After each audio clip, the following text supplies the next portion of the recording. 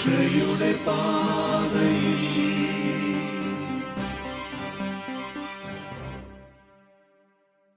ഈശോ മിശിഹായ്ക്ക് സ്തുതിയായിരിക്കട്ടെ. എല്ലാവരും ഈശോയ്ക്ക് സ്തുതി പറഞ്ഞോ? സ്തുതി പറയുന്നത് ഈശോയ്ക്കാണ് കേട്ടോ. ഈശോയെ മനസ്സിൽ ധ്യാനിച്ചുകൊണ്ട് വേണം നമ്മൾ സ്തുതി പറയാനായിട്ട്. കഴിഞ്ഞ ക്ലാസ്സിൽ നമ്മുടെ സഭയുടെ 4 സവിശേഷതകൾ, അതിൽ 4-ാമത്തതിൻ്റെ 1-ാമത്തെ ഭാഗം നമ്മൾ പഠിച്ചു കഴിഞ്ഞു. നമ്മളിന്ന് 2-ാമത്തെ ഭാഗത്തിലേക്ക് കടക്കുകയാണ്. പരിശുദ്ധയായ സഭയെക്കുറിച്ച് കണ്ടു. സാർവത്രികമായ സഭയിലേക്ക് നമ്മൾ എത്തി നിൽക്കുകയാണ്. നമ്മൾ എന്താ പഠിച്ചുകൊണ്ടിരുന്ന കഴിഞ്ഞ ക്ലാസ്സിൽ? എല്ലാവരെയും ഉൾക്കൊള്ളുന്ന സഭ. അതിന് ആക്ടിവിറ്റി തന്നിട്ടുണ്ടായിരുന്നു. എല്ലാവരെയും ഉൾക്കൊള്ളുന്ന സഭയാക്കി കൊണ്ടുവരാനായിട്ട് ഇല്ലേ? നമുക്ക് പ്രാർത്ഥിച്ചുകൊണ്ട് തുടങ്ങാം. ഈശോയെ, അങ്ങയുടെ പരിശുദ്ധവും ശ്ലൈഹികവും സാർവത്രികവും ഏകവുമായ സഭയെക്കുറിച്ച് പഠിച്ചുകൊണ്ടിരിക്കുന്ന ഈ മക്കളെ പ്രത്യേക വിധം സമർപ്പിക്കുന്നു. ഞങ്ങളെ അനുഗ്രഹിക്കണ ഈശോയെ. ഈ ഒരു വർഷക്കാലം സഭയെക്കുറിച്ച് പഠിച്ചത് മൂലം സഭയോടുള്ള സ്നേഹം ഞങ്ങളിൽ വർദ്ധിപ്പിച്ചു തരണേ. സഭയുടെ കുഞ്ഞുങ്ങളായി ജീവിക്കാൻ ഞങ്ങളെ അനുഗ്രഹിക്കണമേ. ആമേൻ. ഇന്ന് നമ്മൾ പഠിക്കാൻ പോകുന്ന ഇന്നത്തെ ക്ലാസ്സിൽ വളരെ കുറച്ചേ പഠിക്കാനുള്ളൂ. പക്ഷേ അത് കൃത്യമായിട്ട് പഠിക്കണം. വലിയ വലിയ കാര്യങ്ങളാണ് നിങ്ങളിപ്പോൾ പഠിച്ചുകൊണ്ടിരിക്കുന്നത്.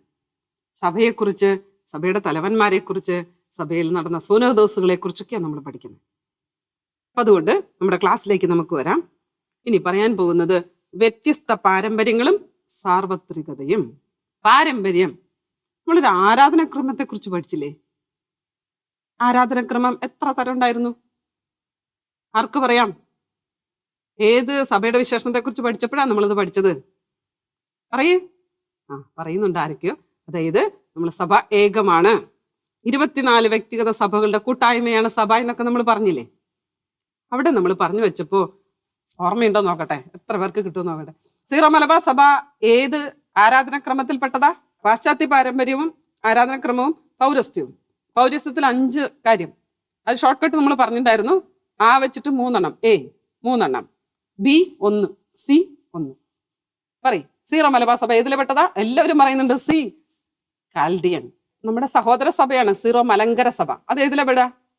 അന്ത്യോക്യൻ, അലക്സാണ്ട്രിയൻ, അന്ത്യോക്യൻ, അർമേനിയൻ, ബൈസന്റൈൻ, കാൽഡിയൻ. നമ്മൾ പഠിച്ചതാ. എന്ന് പറയുന്നത് പോലെ പാരമ്പര്യങ്ങൾ പറയുമ്പോഴും 2ആയിട്ട് പറയാറുള്ളത്. ഒന്ന് പാശ്ചാത്യ പാരമ്പര്യവും മറ്റൊന്ന് പൗരസ്ത്യ പാരമ്പര്യവും.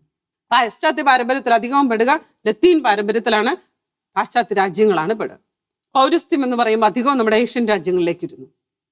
അപ്പൊ പൗരസ്ത്യ പാരമ്പര്യവും പാശ്ചാത്യ പാരമ്പര്യവും. ഞാൻ നിങ്ങളോട് ഒരിക്കൽ പറഞ്ഞില്ലേ, നമ്മുടെ ഇന്ത്യ മഹാരാജ്യത്തെ കുറിച്ച് പറഞ്ഞപ്പോൾ പറഞ്ഞില്ലേ, വൈവിധ്യങ്ങളിൽ ഏകത്വം, നാനാത്വങ്ങളിൽ ഏകത്വം എന്നും നമ്മൾ സൂക്ഷിക്കുന്ന ഒരു കാര്യമാണ്. അതുകൊണ്ടാണ് പള്ളിയിൽ വരുമ്പോൾ നിങ്ങളോട് ആരോടും യൂണിഫോം ഇട്ട് വരാൻ പറയാത്തത്. കാരണം പല ഭംഗിയുള്ള ഡ്രസ്സ് ഇട്ട് ഈശോയുടെ മുമ്പിൽ നമ്മൾ എന്താ പറയാ, ഒരു പുതിയ ഡ്രസ്സ് എടുത്താൽ നമ്മൾ ആദ്യം എങ്ങോട്ടാ ഇട്ടോണ്ട് പോവുക?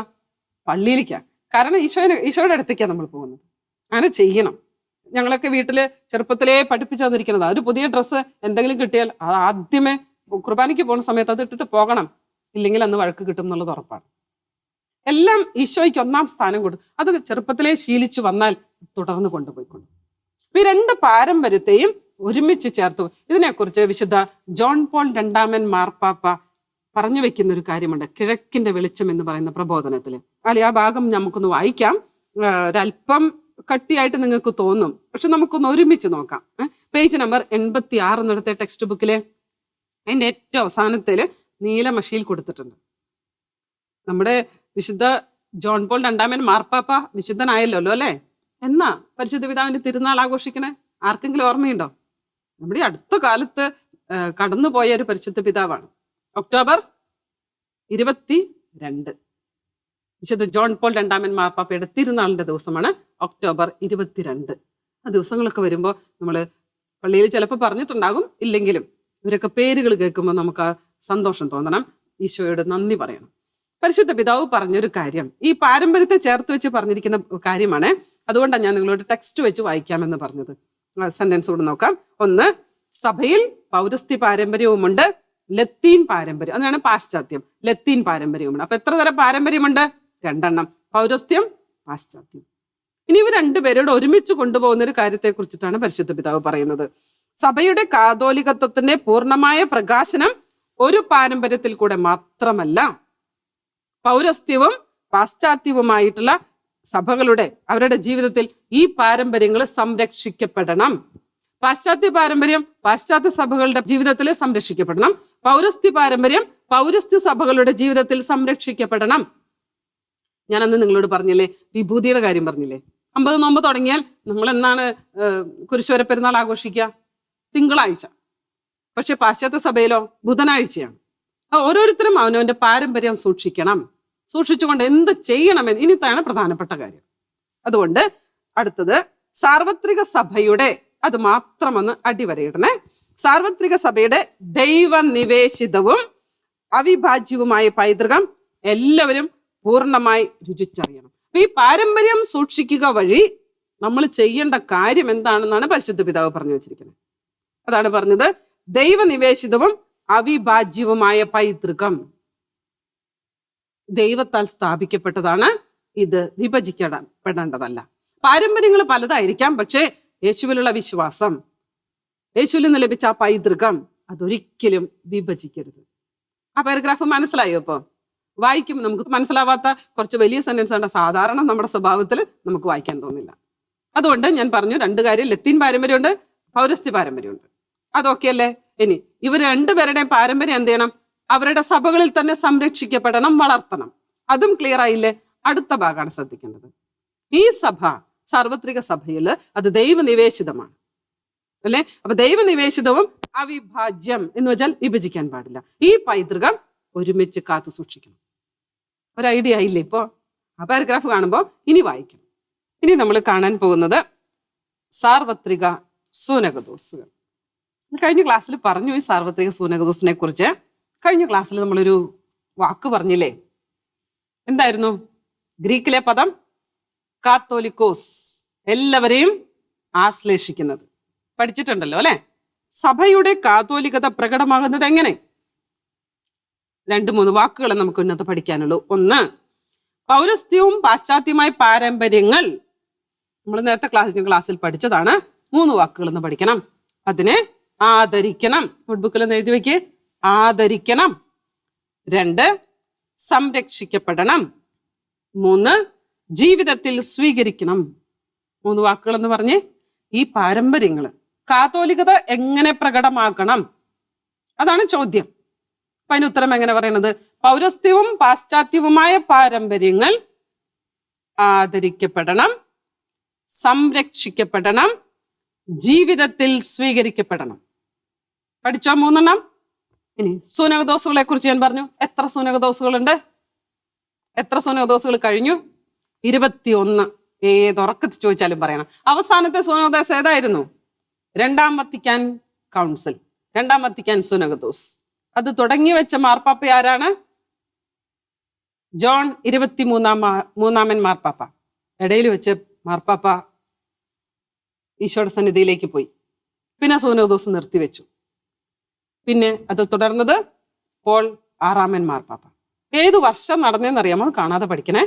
1962-65 3 വർഷം നീണ്ടുനിന്ന സൂനകദോസാണ്. 1962-65 എങ്കിൽ ഏറ്റവും ആദ്യത്തെ സൂനകദോസ് ഏതായിരിക്കും? ആദ്യത്തെ മാർപ്പാപ്പ ആരാ? വിശുദ്ധ പത്രോസ് ലീഹ. വിശുദ്ധ പത്രോസ് ലീഹായുടെ നേതൃത്വത്തിൽ ആണ് ആദ്യത്തെ സൂനകദോസ് സമ്മേളിച്ചത്. എവിടെ വെച്ചിട്ട്? സ്ഥലം എവിടെയാ? ജെറൂസലേം. എന്നാണ്? വർഷം എന്നാ? AD 49-50 കാലഘട്ടം വർഷത്തിൽ. അപ്പോ ആദ്യത്തേത് അന്നാണ്. 1-ാമത്തെ സൂനകദോസ് എന്താണെന്ന് അറിയണം. അവസാനത്തെ സൂനകദോസ് 2 നിങ്ങൾ പഠിച്ചു വെക്കണം. എന്തിനാണ് ജെറുസലേം സൂനകദോസ് നടന്നതിനെ കുറിച്ച്, എന്തുദ്ദേശത്തിലാണെന്നുള്ളതിനെ കുറിച്ച് നിങ്ങളുടെ പുസ്തകത്തിൽ പറയുന്നുണ്ട്. വിജാതീയരെ സഭയിലേക്ക് സ്വീകരിക്കുമ്പോൾ പരിച്ഛേദനം വേണോ വേണ്ടയോ ഒരു തീരുമാനമെടുക്കാനായിരുന്നു. അങ്ങനെയാണെങ്കിൽ സാർവത്രിക സൂനകദോസുകൾ കൂടുന്നതിന് ഒരു 3 ലക്ഷ്യമുണ്ട്. അതെല്ലാ സൂനകദോസുകളിലും അത് പാലിക്കപ്പെടുന്നുമുണ്ട്. ആ 3 ലക്ഷ്യത്തെക്കുറിച്ച് ഇന്ന് നോട്ട്ബുക്കിൽ എഴുതി വെച്ചേ. എല്ലാം ഞാൻ ഗുളിക രൂപത്തിലാണ് നിങ്ങളോട് പറയുന്നത്. ഇത് നമ്മുടെ മനസ്സിൽ നിൽക്കണം. 3 കാര്യങ്ങളുണ്ട്. എന്തിനൊക്കെ വേണ്ടിയിട്ടാണ് സൂനോദോസ് സമ്മേളിക്കുന്നതെന്ന് ചോദിച്ചാൽ, നമ്മളെപ്പോഴും സഭയുടെ ഐക്യവും സാർവത്രികതയും സൂക്ഷിച്ചു കൊണ്ടുപോകണം. അതാണ് സൂനോദോസുകളുടെയൊക്കെ ലക്ഷ്യം. അപ്പൊ പ്രധാനമായിട്ടും നിങ്ങളുടെ 5ാമത്തെ ചോദ്യത്തിന്റെ ഉത്തരം കൂടിയാണത്. നമ്മളിത് പഠിക്കണം. എന്തിനാണെന്ന് വെച്ചാൽ, 1 നമ്മൾ ആദ്യമേ പറഞ്ഞു പഠിപ്പിക്കുക. സഭാമക്കൾക്ക് വിശ്വാസ രഹസ്യങ്ങളെ ശരിയായ രീതിയിൽ വിശദീകരിച്ചു കൊടുക്കുക. ഇനി 2ാമത്തെ ഇത് സഭയുടെ നവീകരണം സാധിക്കുക. 3 സഭയിൽ എന്തെങ്കിലും തെറ്റു വന്നിട്ടുണ്ടെങ്കിൽ അതിനെ തിരുത്തുക. ഏതൊക്കെയാ 3 ലക്ഷ്യങ്ങള് ഒന്ന് പറയാമോ? 1ാമത്തേത് ഏതാ? നമ്മൾ ആദ്യമേ പറഞ്ഞു, സഭയുടെ വിശ്വാസ രഹസ്യങ്ങളെ വിശ്വാസികൾക്ക് വ്യാഖ്യാനിച്ചു കൊടുക്കുക, പഠിപ്പിച്ചു കൊടുക്കുക. ആ വാക്കുകൾ നമ്മൾ അങ്ങനെ തന്നെ പഠിക്കണം. ആരും ഷോർട്ട് കട്ടിൽ എഴുതരുത്. നമ്മൾ നല്ല കുറച്ച് വാക്കുകളൊക്കെ നമ്മൾ പഠിച്ചു വെക്കുകയുള്ളൂ.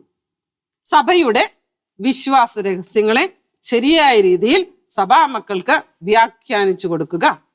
വിശ്വാസ രഹസ്യങ്ങളെ വ്യാഖ്യാനിച്ചു കൊടുക്കുക 1ാമത്തെ ലക്ഷ്യം. 2ാമത്തെ ലക്ഷ്യം എന്താ? ഞാൻ പറഞ്ഞു കഴിഞ്ഞു, സഭയെ നവീകരിക്കുക. ഇന്നത്തെ കാലഘട്ടത്തിനനുസരിച്ച് എപ്രകാരമായിരിക്കണം സഭ എന്ന് ഇവരെല്ലാവരും കൂടി ഇരുന്ന് ചർച്ച ചെയ്തിട്ട് ആ ചർച്ചകളുടെ തീരുമാനങ്ങളാണ് നമ്മളെ അറിയിക്കുന്നത്. നമ്മൾ അതനുസരിച്ച് ജീവിക്കുന്നു. മറ്റൊന്ന്, സഭയിൽ എന്തെങ്കിലും കാര്യമായ തെറ്റുകൾ കടന്നുകൂടിയിട്ടുണ്ടെങ്കിൽ, പ്രത്യേകിച്ച് നിങ്ങൾ കേട്ടിട്ടുണ്ടാവും പാഷണ്ഡതകളെ കുറിച്ചൊക്കെ കേട്ടിട്ടില്ലേ? അതായത് ഈശോയുടെ ദൈവപുത്രസ്ഥാനം, മനുഷ്യപുത്രസ്ഥാനം എന്നൊക്കെ പറഞ്ഞ് ഒരുപാട് അതിനെ ചോദ്യം ചെയ്ത കുറെ കാലഘട്ടങ്ങളുണ്ട്. പരിശുദ്ധ അമ്മയുടെ അമലോത്ഭവത്വം, കുറെ അങ്ങനത്തെ കാര്യങ്ങളൊക്കെ കുറെ സഭ തെറ്റായിട്ട് പഠിപ്പിച്ച, സഭയുടെ ഉള്ളിൽ തന്നെ വന്നിട്ടുള്ള ചില തെറ്റായ പഠനങ്ങളാണ്. കാരണം ഇതൊക്കെ വിശ്വാസത്തിന്റെ വെളിച്ചത്തിലാണ് നമുക്ക് കിട്ടുന്നത്. അപ്പൊ അതിനെ പ്രഖ്യാപിക്കുന്ന, അത് ശരിയാണ്, ഇന്നത് തെറ്റാണ് എന്ന് പ്രഖ്യാപിക്കുന്ന നിമിഷങ്ങളാണ് ഈ സാർവത്രിക സൂനോദോസ്. സൂനോദോസ് പ്രഖ്യാപിച്ചു കഴിഞ്ഞാൽ പിന്നെ അതിനപ്പുറത്തൊന്നുമില്ല. ഇപ്പൊ 3 കാര്യങ്ങളൊന്ന് പറഞ്ഞേ. ഏതൊക്കെയാണ്? വിശ്വാസ രഹസ്യങ്ങൾ വ്യാഖ്യാനിച്ചു കൊടുക്കുക, സഭയെ നവീകരിക്കുക, സഭയിൽ എന്തെങ്കിലും തെറ്റ് വന്നിട്ടുണ്ടെങ്കിൽ അതിനെ തിരുത്തുക. സഭയുടെ ലക്ഷണങ്ങളെ കുറിച്ചുള്ള പഠനത്തിന്റെ അവസാന നിമിഷത്തിലെ സന്തോഷമായില്ല എല്ലാവർക്കും? അതെ, 8ാം ക്ലാസ് കഴിയാൻ പോവാണ്. നമുക്കിനി ഒരു പാഠം കൂടെ പഠിക്കാനുണ്ട്. ഇന്നത്തെ ക്ലാസ്സിൽ നമ്മുടെ ബോധ്യത്തെ കുറിച്ചൊന്ന് പറഞ്ഞേ. നോട്ട്ബുക്ക് എടുക്ക്, വേഗം എടുക്ക്. ഇപ്പൊ എല്ലാവരും നല്ല ഉഷാറായി, കഴിയാറായി എന്ന് പറയുമ്പോൾ നമുക്കൊരു സന്തോഷം ഉണ്ടല്ലേ. നോട്ട്ബുക്ക് എടുത്തുന്ന എഴുതിക്ക്. ഇന്നത്തെ നമ്മുടെ ബോധ്യം എന്തായിരിക്കണം? നമ്മുടെ ജീവിത സാക്ഷ്യം വഴി മറ്റുള്ളവര് സഭയിലേക്ക് കടന്നു വരണം. അവന്റെ പ്രവർത്തനം കണ്ടപ്പോൾ അത് ഈശോയാണെന്ന് തോന്നി എന്നൊക്കെ പറയുന്നത് കേട്ടിട്ടില്ലേ? എന്ന് പറയുന്നത് പോലെ നമ്മുടെ ജീവിതം വഴി മറ്റുള്ളവർ സഭയിലേക്ക് കടന്നു വരണം. ആരെങ്കിലും സഭയിൽ നിന്ന് മാറിയിട്ടുണ്ടെങ്കിൽ അവരും തിരിച്ചു വരണം. എൻ്റെ ഉള്ളിൽ എപ്പോഴും ഒരു ബോധ്യമായിട്ട് നിലനിൽക്കണം. നമ്മുടെ മനോഭാവം എന്തായിരിക്കണം? സൂനോദോസുകൾ, സിനഡുകളെ കുറിച്ചൊക്കെ കേൾക്കുമ്പോൾ ഇന്ന് നമ്മൾ പ്രത്യേകിച്ചും കേൾക്കുന്നത് സിനഡുകളെ കുറിച്ചിട്ടാണ്. പരിശുദ്ധ പിതാക്കന്മാർ റോമിൽ ഒരുമിച്ച് കൂടി, കാക്കനാട് ഒരുമിച്ച് കൂടി സിനഡ് നടക്കുന്നു. പേപ്പറിൽ ഫോട്ടോ വരാറുണ്ട്. ഒരു നന്മ നിറഞ്ഞു മറിയെങ്കിലും ഫോട്ടോ കാണുമ്പോൾ പ്രാർത്ഥിക്കണം. എന്നാൽ സഭയുടെ പ്രധാനപ്പെട്ട തീരുമാനങ്ങൾ എടുക്കണം. അപ്പൊ സഭയുടെ സൂനോദോസുകൾ, സിനഡുകളെ കുറിച്ച് കേൾക്കുമ്പോൾ അതിനുവേണ്ടി പ്രാർത്ഥിക്കണം. ഇതിനെക്കുറിച്ചൊരു ആദരവുണ്ടാകണം. നമ്മുടെ ശീലം എന്തായിരിക്കണം? സാർവത്രിക സഭയ്ക്കു വേണ്ടി എന്നും പ്രാർത്ഥിക്കണം. അതുകൊണ്ടാണ് പരിശുദ്ധ പിതാവ് പലപ്പോഴും നമ്മളോട് പ്രാർത്ഥന ചോദിക്കുന്നത്. സാർവത്രിക സഭയ്ക്ക് വേണ്ടി പ്രാർത്ഥിക്കണം. ആക്ടിവിറ്റി നോട്ട്ബുക്കിൽ എഴുതണേ. ആക്ടിവിറ്റി. ഈ സെക്കൻഡ് വത്തിക്കാൻ കൗൺസിൽ, 2ാം വത്തിക്കാൻ കൗൺസിൽ നടന്നതിന്റെ വീഡിയോ യൂട്യൂബിൽ നിങ്ങൾക്ക് കാണും. ഒന്നെടുത്ത് നോക്കണം. അതെന്തൊരു മനോഹരാണെന്നറിയോ? പരിശുദ്ധ പിതാക്കന്മാരിങ്ങനെ വരിവരിയായിട്ട് ഇവരുടെ സൂനോദോസിന്റെ ഹാളിലേക്ക് പ്രവേശിക്കുന്നു. അച്ചടക്കത്തോടുകൂടി പ്രാർത്ഥനാ നിർഭരമായിട്ടാണ് അവർ പോയതെന്ന് കാണാൻ പറ്റും നിങ്ങൾക്ക്. ബ്ലാക്ക് ആൻഡ് വൈറ്റിലും കളർഫുള്ള് കുറച്ച് കാണാം. കണ്ടു നോക്കണേ. അപ്പൊ അതാണ് ഒരു ആക്ടിവിറ്റി. ഈശോയ്ക്ക് നന്ദി പറയാം. ഈ സഭയെക്കുറിച്ച് ഇത്രയും പഠിപ്പിച്ചു തന്നതിന് ഈശോയ്ക്ക് നന്ദി പറയാം. ഈ സഭയുടെ മക്കളായിട്ട് നമുക്ക് വളരാം. ഈശോ അനുഗ്രഹിക്കട്ടെ. ആമേൻ.